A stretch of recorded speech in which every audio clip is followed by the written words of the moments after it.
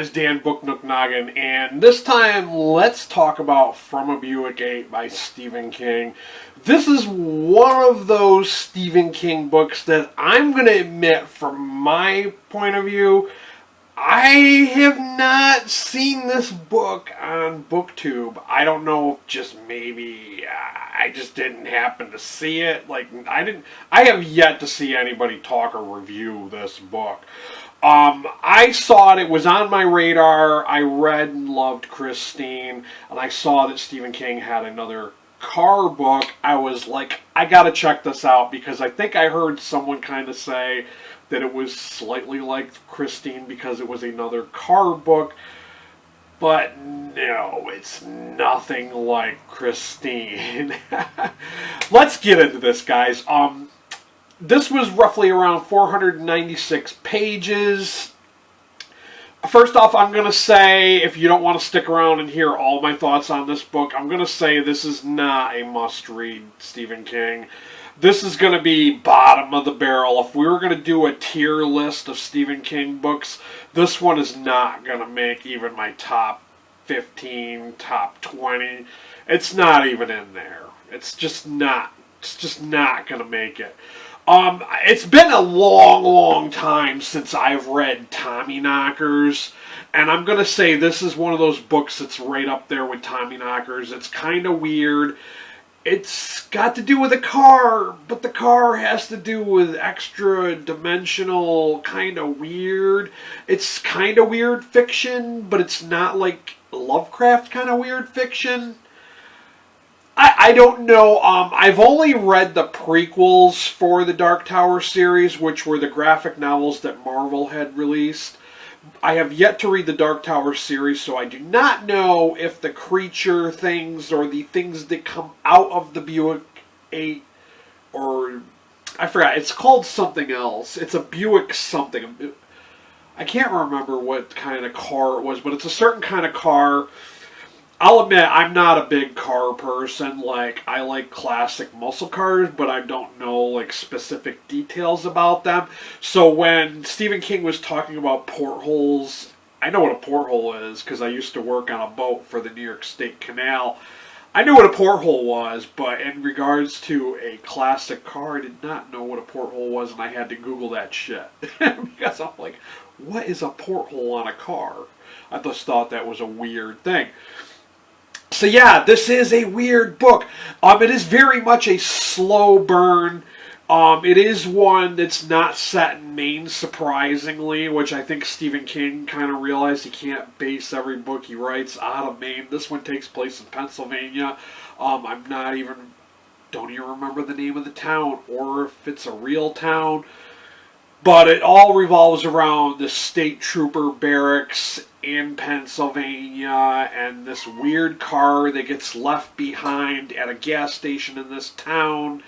And then, it gets left behind, no one claims it, and the police, the state police for Pennsylvania, they kind of just take it over for some reason. I don't know why, but it just sort of happens that way. And then, it just goes, there's a then and now, there's past events that take place in the 70s, I do believe, and then there's the current contemporary time, and they flash back and forward while they're trying to tell different parts of the story in relation to this weird car, where things kind of manifest from this car, the temperature decreases, there's weird lights, weird creatures, plants, etc. are kind of appearing in the radius of this car. It's just really bizarre, and there were some really cool scenes revolving around this car. There were some cool scenes, but I feel like it wasn't that spectacular enough of a book for me to be like, oh my god, this is a must-read King. No, I'm going to tell you flat out that if you choose, you do not want to read this book, I'm not going to say you got to go read it, because it wasn't that great. It was it was mildly entertaining. I gave this a 3 out of 5 star rating on Goodreads.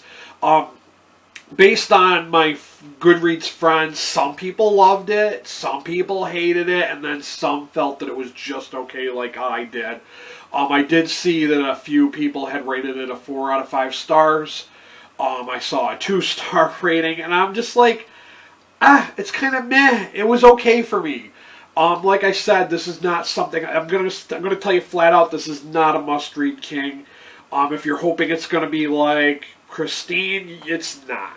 It is far from being like Christine. Yes, it is about a car, but if I don't want to spoil it either at the same time. Is it really a car? That's all I'm gonna say.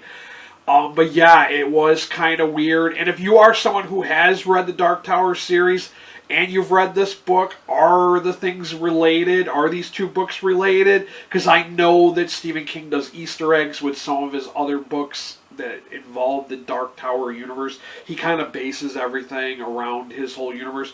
So let me know down below if that is the case with this scenario, because I don't know. I've only read the prequels to the Dark Tower series.